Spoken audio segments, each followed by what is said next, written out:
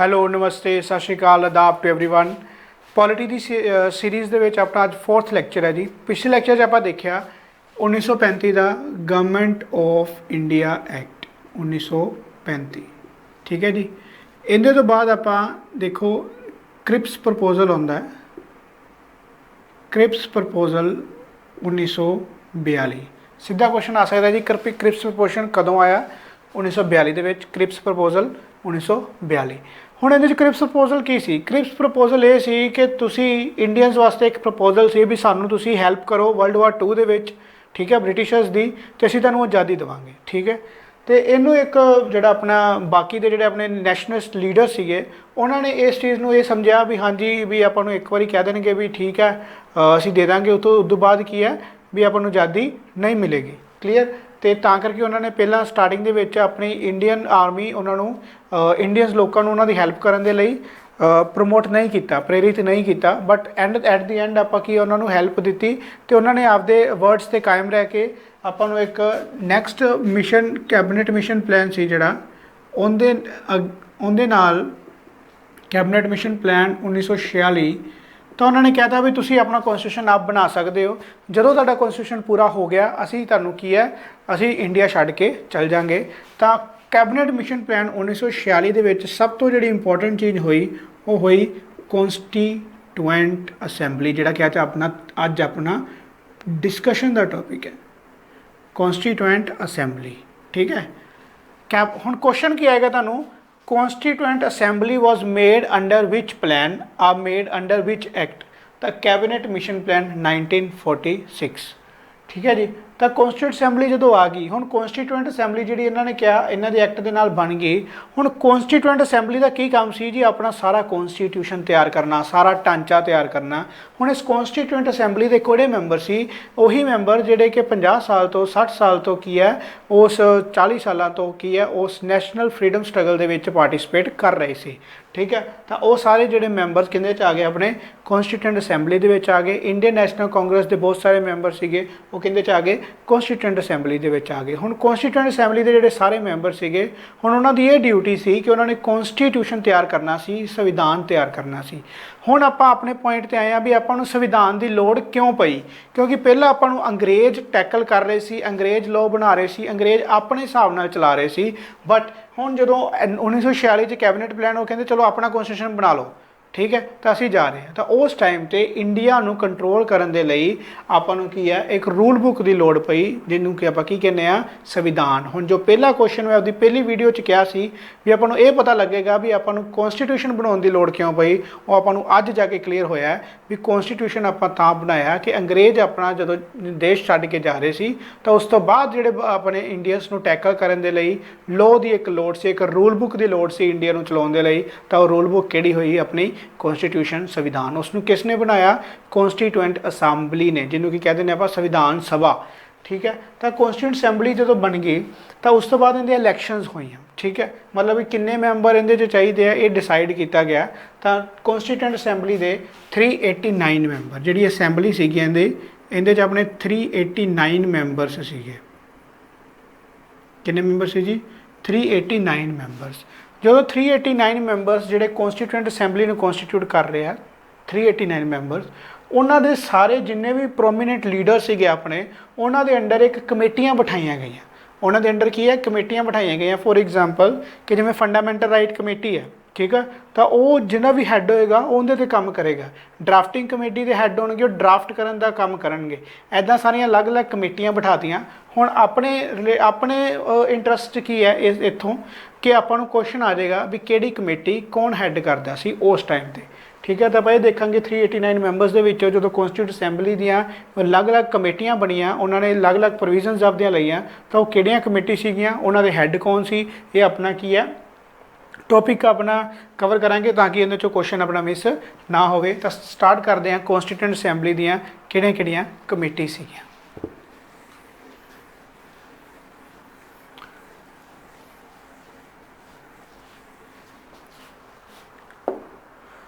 First है जी union and power committee. Union constitution committee,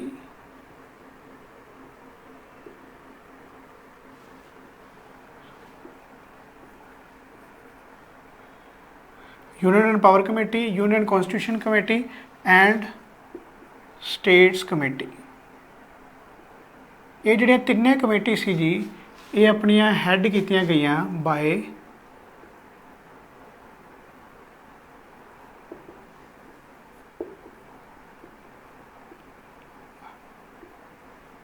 Jawaharlal Nehru. ठीक है जी। Union and power committee, union constitution committee ते स्टेट्स कमेटी, ये किन्ने हैड कीतियां? जवाहरलाल नेहरू ने। अगली देख लो, rules of procedure committee, rules of procedure committee,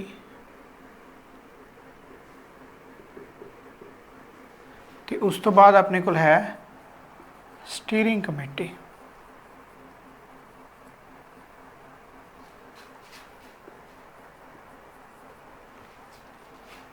ठीक है जी। रूल्स ऑफ प्रोसीजर ते स्टीयरिंग कमेटी अपने कीतियां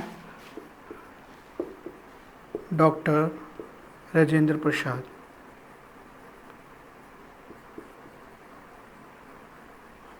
ठीक है, इस तो बाद नैक्सट देखते हैं, लिख लो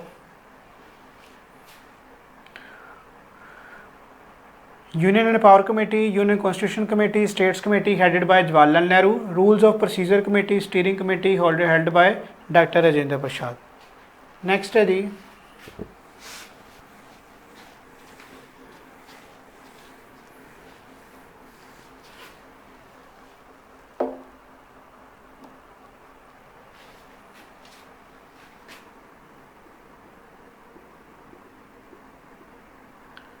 प्रोविंशियल कमेटी।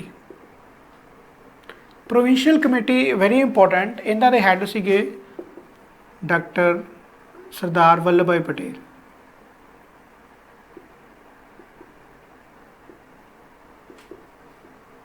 जिन्हों पर सरदार पटेल भी कह दें शॉर्ट दे विच। हुण देखो जी प्रोविंशियल कमेटी सी जी वल्लभ भाई पटेल के कोल आई, ठीक है, तो वो एक्चुअल च की सी प्रोविंसी सी जी उस टाइम ते राजे रजवाड़े सी जी बाकी प्रोविंसी सी उन्होंने इंडिया के यूनीयन दे विच मिलाउण वास्ते एक कमेटी बनी सी, तो ड्यूटी किन्हां दी लगी सी? सरदार वल्लभ भाई पटेल जी की। ठीक है, that's why he is known as iron man of India. सीधा क्वेश्चन आ सकता है जी, who is known as iron man of India, तो उत्थे तुसीं कह सकते हो सरदार वल्लभ भाई पटेल। तो इन्होंने हैड किहड़ी कीती सी कमेटी?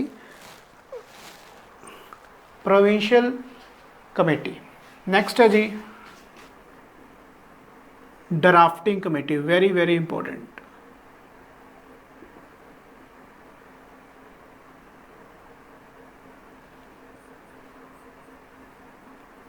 कमेटी ऑन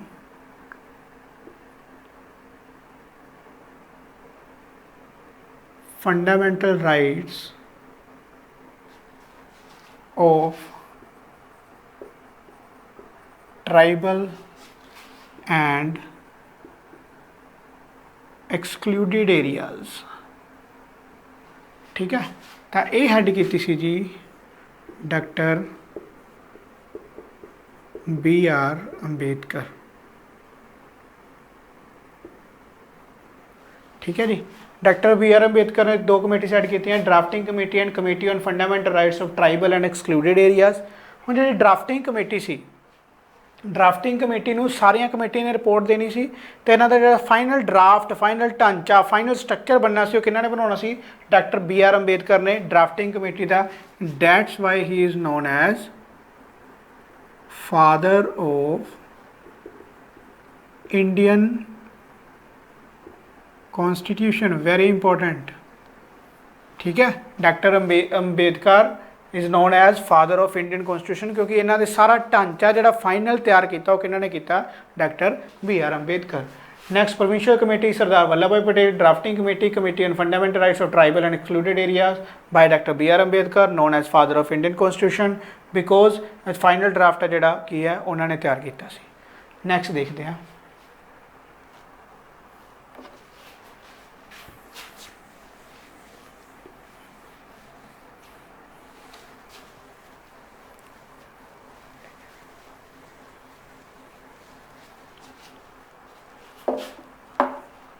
दो सब कमेटी भी सी जिहड़ियां इंपोर्टेंट है,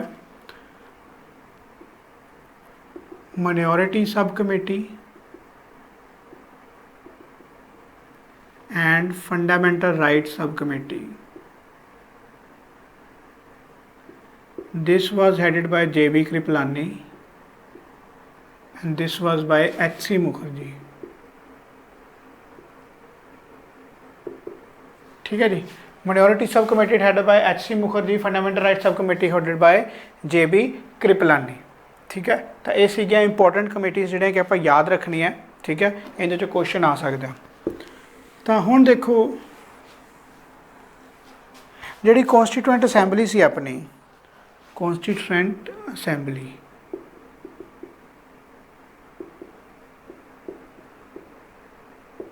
पहला क्वेश्चन इहदे च बनूगा भी इन्हां दी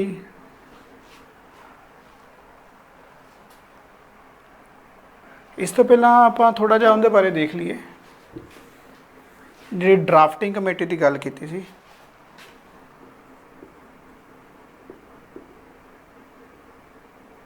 ड्राफ्टिंग कमेटी की कई बार डिटेल पूछ लेंगे हैं। ठीक है, ड्राफ्टिंग कमेटी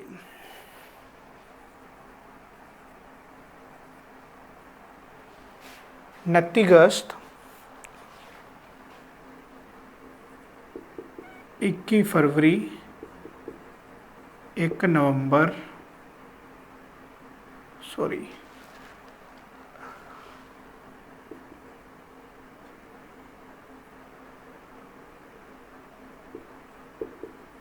15 नवंबर 14 नवंबर। ठीक, देखो जी 29 अगस्त 1947 नूं ये अपनी कमेटी की है फॉर्म हुई।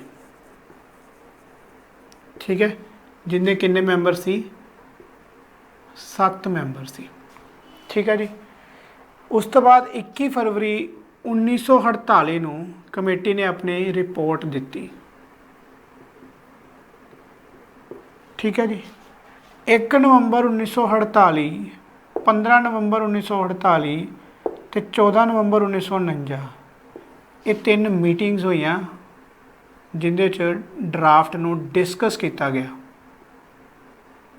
ठीक है जी, 3 मीटिंग्स हुई जिंदे च ड्राफ्ट नूं की किया गया, डिस्कस किया गया तो फाइनली जिहड़ा कॉन्स्टिट्यूशन दा ड्राफ्ट जिहड़ा रेडी हो गया सी 26 नवंबर 1949 नूं।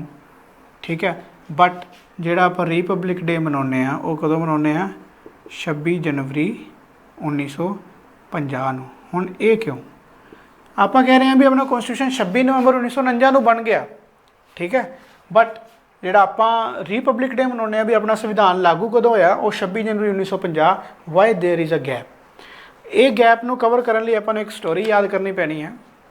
देखो जी, जो इंडियन नैशनल कांग्रेस ਦਾ ਸੈਸ਼ਨ ਚੱਲ ਰਿਹਾ ਸੀ 1929 ਦਾ, ਉਹ ਸੈਸ਼ਨ ਸੀਗਾ ਲਾਹੌਰ ਦੇ ਵਿੱਚ। ਉਸ ਸੈਸ਼ਨ ਦੇ ਵਿੱਚ ਲੀਡ ਕਰ ਰਹੇ ਸੀ ਜਵਾਹਰ ਲਾਲ ਨਹਿਰੂ। ਤਾਂ ਉਸ ਸੈਸ਼ਨ ਦੇ ਵਿੱਚ ਆਪਣਾ ਜਵਾਹਰ ਲਾਲ ਨਹਿਰੂ ਨੇ ਪ੍ਰੈਜ਼ੀਡੈਂਟ ਸੀ ਜਵਾਹਰ ਲਾਲ ਨਹਿਰੂ, ਤਾਂ ਉਹਨਾਂ ਨੇ ਉਦੋਂ ਮੰਗ ਰੱਖੀ ਕਿ ਕੰਪਲੀਟ ਇੰਡੀਪੈਂਡੈਂਸ, ਪੂਰਨ ਸਵਰਾਜ ਦੀ। ਠੀਕ ਹੈ, ਤਾਂ ਉਸ ਟਾਈਮ ਤੋਂ ਹੀ ਉਹਨਾਂ ਨੇ 26 ਜਨਵਰੀ ਨੂੰ इंडिपेंडेंस डे मतलब आज़ादी दिवस घोषित करता सी। याद रखियो, मैं इंडिपेंडेंस डे कह रहा 26 जनवरी 1929 की गल कर रहा कि उन्होंने कहा सी भी अगले साल तो 1930 तो आप 26 जनवरी नूं की मनावांगे, आज़ादी दिवस मनावांगे, क्योंकि उन्होंने एक की करता इंडिपेंडेंट डे घोषित करता सी आपदे 1929 के सैशन दे विच। तां जदों 26 नवंबर 1949 नूं इस अपना सारा कानून लागू होने की कदार ते सी, सारा बन गया सी। तो इस टाइम तो उन्होंने कहा भी नहीं 26 जनवरी की जगह असीं की है 26 जनवरी सिलेक्ट करांगे, क्योंकि 26 जनवरी नूं असीं आज़ादी दिवस मना रहे हैं 1930 तो लैके। तो ये स्टोरी सीगी, तां करके 26 नवंबर 1949 की बजाय 26 जनवरी 1950 नूं अपना जिहड़ा रिपब्लिक डे मनाया जाता है। तो 26 नवंबर 1949 नूं अपना की किहड़ा दिन मनाया जाता है जी, ये भी क्वेश्चन आ सकता है, that is law day. Clear है। तो ये सीगे चीज़ां ड्राफ्टिंग कमेटी बारे अक्सर पूछ लिया जाता है, ड्राफ्टिंग कमेटी के किन्ने मैंबर सी, 7।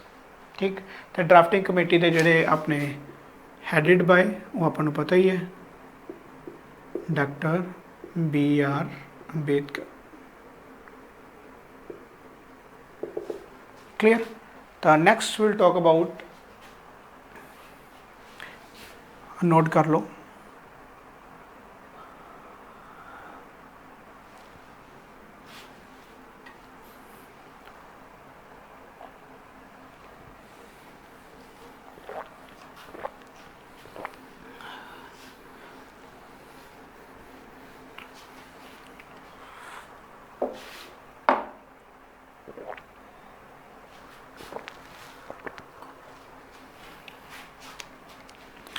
गल कर रहे हैं आप जी कॉन्स्टीट्यूएंट असैंबली। कॉन्स्टीट्यूएंट असैंबली जिन्हें मैंबर किन्ने सी जी 389। इन्हां दी फस्ट मीटिंग कदों हुई कॉन्स्टीट्यूएंट असैंबली दी 9 दिसंबर 1946। 9 दिसंबर 1947 ਨੂੰ ਇਹਨਾਂ ਨੇ ਇੱਕ ਟੈਂਪਰੇਰੀ ਪ੍ਰੈਜ਼ੀਡੈਂਟ ਘੋਸ਼ਿਤ ਕੀਤਾ ਡਾਕਟਰ सच्चिदानंद सिन्हा। ठीक है, फस्ट मीटिंग 9 दिसंबर 1946 ਨੂੰ ਉਹਨਾਂ ਨੇ president of the temporary president ਘੋਸ਼ਿਤ ਕੀਤਾ। ठीक है, ਨੈਕਸਟ ਉਹਨਾਂ ਦੀ ਸੈਕਿੰਡ ਮੀਟਿੰਗ ਸੀ ਜਿਹੜੀ ਉਹ ਹੋਈ 11 ਦਸੰਬਰ 1946 ਨੂੰ, ਜਿਨ੍ਹਾਂ ਨੇ ਪਰਮਾਨੈਂਟ ਡਾਕਟਰ राजेंद्र प्रसाद ਨੂੰ एज अ प्रेजिडेंट अपने ठीक है परमानेंट प्रेजिडेंट घोषित किया। इन्हां दी थर्ड मीटिंग ते 13 दसंबर ਨੂੰ 1946 ਨੂੰ ऑब्जेक्टिव रिजोल्यूशन मूव किया गया।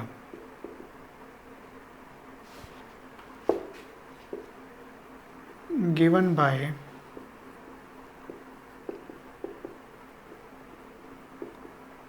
जवाहरलाल नेहरू। 13 ਦਸੰਬਰ ਨੂੰ ऑब्जेक्टिव रेजोल्यूशन की सी। 13 ਦਸੰਬਰ ਨੂੰ ਭਰੀ ਕੌਂਸਟੀਟਿਊਟ ਅਸੈਂਬਲੀ ਸਭਾ ਦੇ ਵਿੱਚ ਜਵਾਹਰਲਾਲ ਨਹਿਰੂ ਜੀ ਭਾਸ਼ਣ ਦੇ ਰਹੇ ਆ ਜੀ ऑब्जेक्टिव रेजोल्यूशन ਤੇ।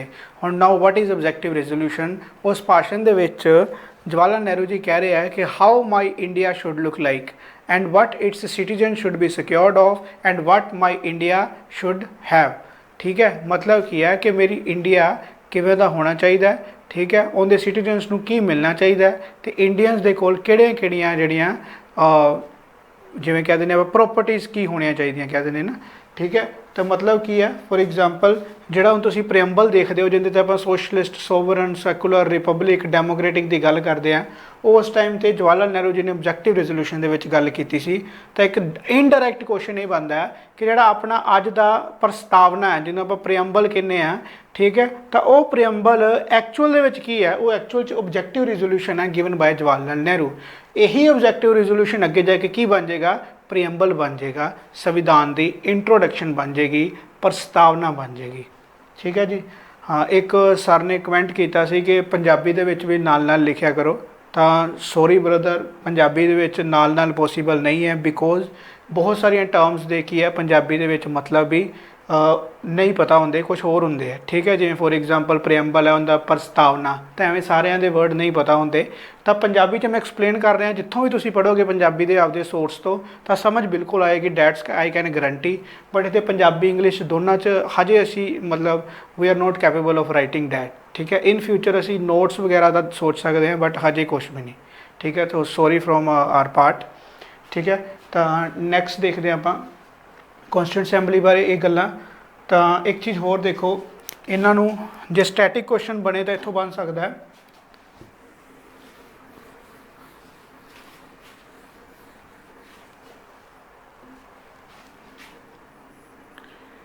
कि जिहड़ी कॉन्स्टिट्यूएंट असैंबली है it took 2 years 11 months and 18 days to complete the draft of constitution। मतलब की है कॉन्स्टिट्यूशन बनाने लिए कितना टाइम लगा? 2 साल 11 महीने 18 दिन। ठीक है जी। तो कॉन्स्टिट्यूएंट असैंबली ने जो आप गल करते हैं तो एक 24 जनवरी 1950 24 जनवरी 1950 ਨੂੰ ਆਪਾਂ नैशनल सॉन्ग ते नैशनल फ्लैग अडोप्ट किए सी। ठीक है जी। क्वेश्चन पिछली बारी पटवारी के पेपर से आया। हुण जिहड़ा नैशनल फ्लैग है इनकी डायमेंशनस की होंदी है। ठीक है, तो लेंथ इंटू ब्रैथ की जिहड़ी रेशियो होंदी है वो 3:2 होंदी है। ठीक है, लेंथ इस टू ब्रैथ की रेशियो की होंदी है 3:2। ये पटवारी का क्वेश्चन है जी, देख लो तुसीं। पिछली बारी सब तो ज़्यादा वेटेज जी पॉलिटी की सीगी सारे क्वेश्चनस दे विच, ठीक है। तो भी क्वेश्चन सीगा नैशनल फ्लैग की रेशियो डैट इज़ 3:2, मतलब लेंथ 3 तो ब्रैथ 2, ठीक है। तो शेप की है इहदी रिकटैंगल जी कि आप मैंसुरेशन कर रहे हैं, ठीक है। तो ये सीगा अपने कॉन्स्टिट्यूट असैंबली। उस तो बाद जिहड़ा 22 जुलाई 1948 नैशनल फ्लैग was adopted। हाँ जी, क्वेश्चन नोट करो जो तुम कमेंट सैक्शन के विच मैनू दसना है कि who has designed our national flag. Question है जी, who has designed our national flag, ठीक है। कमेंट सैक्शन से तुम इनका आंसर देना है। Very important question, who has designed our national flag. तो ये चीज़ां सीगियां अपनियां, ठीक है। नैक्सट आप देखते हैं हुण कॉन्स्टिट्यूंट असैंबली ने कॉन्स्टिट्यूशन बनाता, ठीक है। हुण आप देखना भी अपना कॉन्स्टिट्यूशन जिहड़ा बनया वो किवें दा है, उहदे बारे गल करनी है।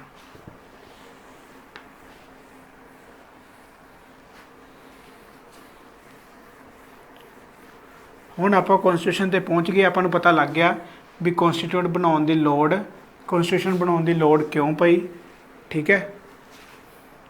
कॉन्स्टिट्यूशन किन्ने बनाया, कॉन्स्टिट्यूंट असैंबली ने बनाया। कॉन्स्टिट्यूंट असैंबली ने कितना टाइम लिया वो भी अपन को पता है किवें बनाया। उन्होंने सारे परसनस नूं की है डिफरेंट कमेटीज़ की वंड की, उन्होंने को रिपोर्ट लई, फिर फाइनल ड्राफ्ट किया। ड्राफ्टिंग कमेटी बारे भी आप पढ़ लिता, ठीक है।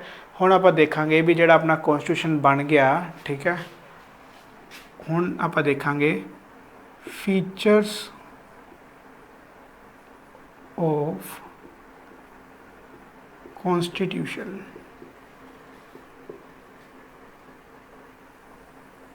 हुण किन्नी गल करनी है आपां फीचर्स ऑफ कॉन्स्टिट्यूशन। इहदे तो क्वेश्चन आवे ना आवे बट तुहाडा जिहड़ा बेस है ना वो बनेगा इहदे तो। फीचर्स ऑफ कॉन्स्टिट्यूशन जिवें टर्म्स, जिवें आपां फैडरेशन कह दिंदे आ, तो एवें दे टर्म्स आपां इत्थों क्लीयर करांगे, ठीक है जी। जिहड़ा पहला पॉइंट आप लिखांगे वो ये है, Indian constitution is a blend rigid and flexible constitution. हुण देखो कई टर्म्स इत्थे तुहानूं समझ नहीं लगणगियां ज़्यादा क्योंकि आप अगे उन्होंने बहुत डिटेल च करना, तो थोड़ा जिहा देख लिओ। हुण दो तरह के कॉन्स्टिट्यूशन होंदे आ, ठीक है, एक रिजिड एंड एक फ्लैक्सीबल।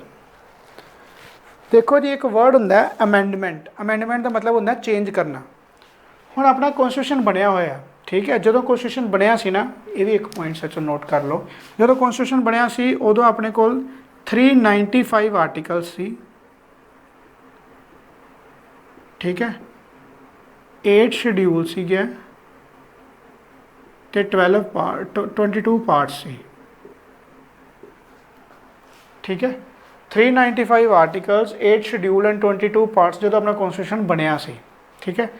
तो इस तो बाद की है अपने आर्टिकल्स ऐड होंदे रहंदे आ, पार्ट्स ऐड होंदे रहंदे आ, शेड्यूल ऐड होंदे रहंदे आ। ये किहदे नाल होंदे आ जी, अमेंडमेंट करके। तो कॉन्स्टिट्यूशन दे विच जिहड़ी अमेंडमेंट होंदी है उहदे तो आपां डिसाइड करते हैं भी किसी कंट्री का कॉन्स्टिट्यूशन रिजिड है कि फ्लैक्सीबल है। For example America. हुण अमेरिका के कॉन्स्टिट्यूशन दे विच बहुत ही घट अमेंडमेंट्स होंदियां, मतलब जो उन्होंने कॉन्स्टिट्यूशन बनया उन्होंने बहुत ही घट की करते हैं, अमेंड करते हैं, चेंज करते हैं। दूसरी तरफ आप एग्जाम्पल लेने ब्रिटिश गवर्नमेंट इंग्लैंड की।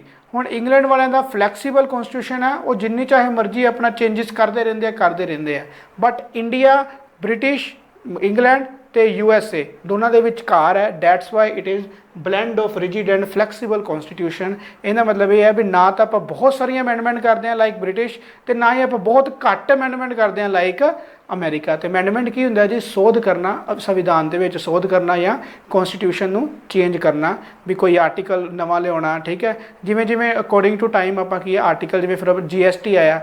GST हुण 50 साल पहला, 60 साल पहला अपने कॉन्स्टिट्यूशन मेकर्स नूं नहीं पता सी भी GST भी आऊगा, ठीक है। तो मतलब की है टाइम के नाल नाल ਜਿਹੜੀਆਂ प्रोविजनस चेंज ਹੁੰਦੀਆਂ ਰਹਿੰਦੀਆਂ, ठीक है। तो ਉਹ ਕੀ ਆਪਾਂ ਐਡ ਕਰਦੇ ਰਹਿੰਦੇ ਆ, ਉਹਨੂੰ ਐਲੀਮੀਨੇਟ ਕਰਦੇ ਰਹਿੰਦੇ ਆ। ਤਾਂ ਇਹ ਹੁੰਦਾ ਆਪਣਾ ਅਮੈਂਡਮੈਂਟ। ਹੁਣ ਅਮੈਂਡਮੈਂਟ ਜੇ ਜ਼ਿਆਦਾ ਕਰਾਂਗੇ ਤਾਂ ਫਲੈਕਸੀਬਲ ਹੋ ਜਾਊਗਾ ਕਨਸਟੀਟਿਊਸ਼ਨ, ਜੇ ਅਮੈਂਡਮੈਂਟ ਘੱਟ ਕਰਾਂਗੇ ਤਾਂ ਰਿਜਿਡ ਹੋ ਜਾਊਗਾ। ਬਟ ਆਪਾਂ ਨਾ ਤਾਂ ज़्यादा करते हैं तो ना ही घट करते हैं। अपने को इदां दे प्रोविजनस भी है जिंदे च आपां सिंपल मजोरिटी हुण की हुंदा देख लो, अगे भी वर्ड यूज़ करांगे। फॉर एग्जाम्पल मेरी क्लास के विच 10 बच्चे है, ठीक है। मेरी क्लास 10 बच्चे है तो जिदन मैं क्लास अटेंड कर रहा उस दिन सिर्फ 8 ही आए हैं, ठीक है। वो 8 ही आए हैं तो मैं उन्होंने कह रहा भी आप क्लास ऑनलाइन लगानी है या ऑफलाइन लगानी है, आप इहदी वोटिंग करांगे, ठीक है। तो जो वोटिंग के मैंने 5 जणियां ने कहता भी असीं ऑनलाइन पढ़ना चाहुंदे हैं तो मेरा डिसीजन हो जाएगा ऑनलाइन। इहदा मतलब की है भी जिन्ने प्रेजेंट है अपने कोल बच्चे उन्हें चो जो 50% तो ज़्यादा जे तुहानूं यस कह रहे हैं तो तुहाडा ओपीनियन यस हो जाएगा, ठीक है। तो यही इनू की कहने आपां सिंपल मजोरिटी। हुण जिहड़े 2 जने नहीं आए आपां देखे ही नहीं, ठीक है। सिंपल मजोरिटी 2 जने नहीं देखने, सिर्फ प्रेजेंट की गल करनी है। उही जिहड़ी स्पैशल मजोरिटी हुंदी है जी, उहदे च की हुंदा है 2/3 ऑफ टोटल। मतलब फॉर एग्जाम्पल जो मेरे को 10 बच्चे सी, ठीक है, मान लो मेरे को 8 ही आए तो 10 का 2/3 कितना हो गया 6। 6 जने जो मैनू कहणगे भी आप टैसट ऑनलाइन करांगे या क्लास ऑनलाइन करांगे तो मेरा आंसर यस होएगा, अदरवाइज नहीं। तो वह भी बच्चे विच ही गिनांगे जिहड़े बच्चे नहीं आए, ठीक है। मतलब 8 के विचों की है 6 जणियां कहना पैना, 8 की 2/3 नहीं करनी। इहदा मतलब कि जिहड़ी सिंपल मजोरिटी है वो प्रेजेंट जिन्ने है उन्हों का 50% तो जिहड़ी स्पैशल मजोरिटी है वो जिन्ने टोटल है उन्हों का 2/3 एग्री होने चाहिए है। फिर आपां की है अमेंड कर सकते हैं कॉन्स्टिट्यूशन। तो अपने को अमेंडमेंट 2 तरह की होंदी है जी, एक सिंपल मजोरिटी के नाल, एक अपने को स्पैशल मजोरिटी के नाल। तो मतलब सिंपल मजोरिटी वाली आप दवा दव कर सकते हैं, स्पैशल मजोरिटी नाल की आपां टाइम लगूगा। इसका मतलब ना तो आप फ्लैक्सीबल हाँ तो ना ही आप रिजिड हाँ। We are a blend of rigid and flexible constitution. Next देखते हैं।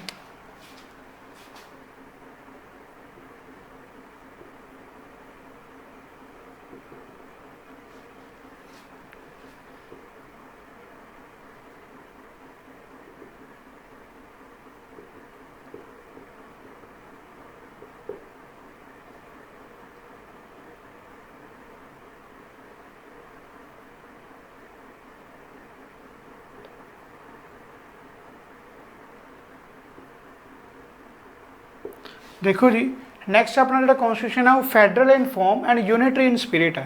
पहली गल तो फैडरेशन वर्ड अपने कितने भी कॉन्स्टिट्यूशन के यूज़ ही नहीं किया गया। वर्ड यूज़ किया गया यूनियन, वो भी अपने पहले आर्टिकल के that is India, that is Bharat is a union of states.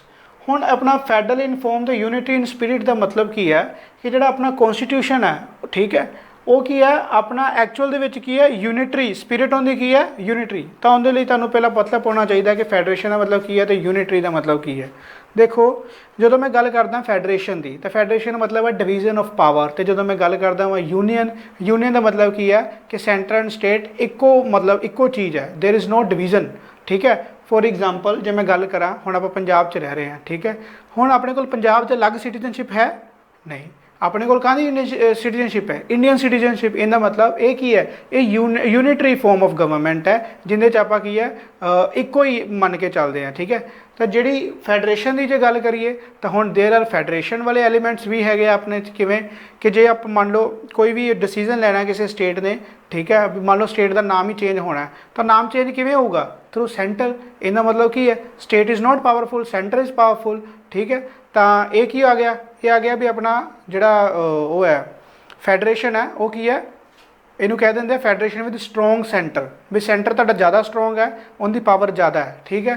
तो जिहड़ियां अपनियां तुहानूं करवाया सी union list, concurrent list, federal list, एक ही डिस्क्राइब करती हैं कि there is a division of power. तां करके आप इनू कह देंगे अपना कॉन्स्टिट्यूशन जिहड़ा वो फैडरल इन फॉर्म है, यूनिटरी इन स्पिरिट है। मतलब इहदे ते आपां नूं फैडरेशन के एलीमेंट्स भी मिलणगे जिहड़े कि शो करनगे there are division of power, and unitary in spirit वाले भी करनगे भी जिहदे च इह लगूगा भी India as a whole is working, ठीक है। मतलब कि वो की है यूनिटरी स्पिरिट हो जाएगी। तो अपना की है federal in form and unitary in spirit. Next आप गल करांगे कि आप कॉन्स्टिट्यूशन के फंडामेंटल राइट्स भी इनकलूड किया।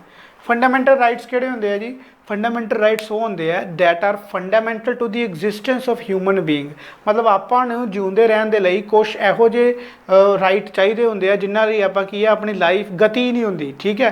ਤਾਂ ਉਹ ਕੀ ਆ, ਉਹਨੂੰ ਕੀ ਕਹਿੰਦੇ ਆਪਾਂ ਫੰਡਾਮੈਂਟਲ ਰਾਈਟ। ਫੋਰ ਐਗਜ਼ਾਮਪਲ ਅਨਟੱਚੇਬਿਲਿਟੀ, ਹੁਣ ਇੱਕ ਪਰਸਨ ਹੈ ਉਹਦੇ ਕੋਲ ਖਾਣ ਪੀਣ ਲਈ ਸਭ ਕੁਝ ਹੈ, ਬਟ ਜਦੋਂ ਕਿਤੇ ਜਾਂਦਾ ਸਾਰੇ ਪਰੇ ਹੋ ਕੇ ਬੈਠ ਜਾਂਦੇ, ਉਹਨੂੰ ਕਹਿੰਦੇ ਵੀ ਤੁਸੀਂ ਚੱਪਲ ਲਾ ਕੇ ਮੰਦਰ ਜਾਣਾ ਜਾਂ ਮੰਦਰ ਜਾਣ ਨਹੀਂ ਦਿੰਦੇ ਜਾਂ ਗੁਰਦੁਆਰੇ ਨਹੀਂ ਜਾਣ ਦਿੰਦੇ, ਤਾਂ ਉਹਦੇ ਨਾਲ ਐਵੇਂ ਦਾ ਜੇ ਸਲੂਕ ਹੋਊਗਾ ਤਾਂ ਉਹ ਆਪਣੀ ਲਾਈਫ ਕਿਵੇਂ ਬਤੀਤ ਕਰੂਗਾ, ਠੀਕ ਹੈ। ਤਾਂ ਉਸ ਚੱਕਰ ਦੇ ਵਿੱਚ ਉਸ ਬੰਦੇ ਨੂੰ ਫੰਡਾਮੈਂਟਲ ਰਾਈਟ ਅਵੇਲੇਬਲ ਹੈ, that is right of abolition of untouchability, मतलब जो उनके नाल कोई अनटचेबिलिटी फेस होती है he can directly go to supreme court और हाई कोर्ट। तो जोड़े अपना कॉन्स्टिट्यूशन ने आपको फंडामेंटल राइट्स की है दिते हैं। नैक्सट आप गल करते हैं blend of rigid and flexible constitution हो गया, federation and form and unity spirit हो गया, ठीक है, फंडामेंटल राइट हो गया। नैक्सट आप गल करते हैं ये DPSP की, directive principle of state policy, ठीक है। पार्ट 4 ਦੇ ਵਿੱਚ ਆਪਾਂ ਪੜਾਂਗੇ directive principle of state policy.